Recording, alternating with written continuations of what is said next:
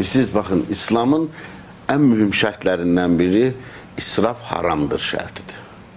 Yəni, İslam göstərişi təmtəraqı sevmir. Məsələn, sadə bir misal verim, izləyicilərimiz xüsusən dinləsin. Bugün fərqliliklər dediniz, onunla əlaqəli. Peyğəmbərimizin hədislərini belə açıqlamada fərqliliklər var. Ondan ortaya çıxan şeylərdir. Peyğəmbərimiz bir hədisində ətəyinizi qısaldın ifadəsini fərqli mənada söyləyir, fərqli mənada açıqlama verildiyi zaman bir ətəyini qaldırıb yuxarı qoyacaq, bir onu başqa cür başa düşəcək.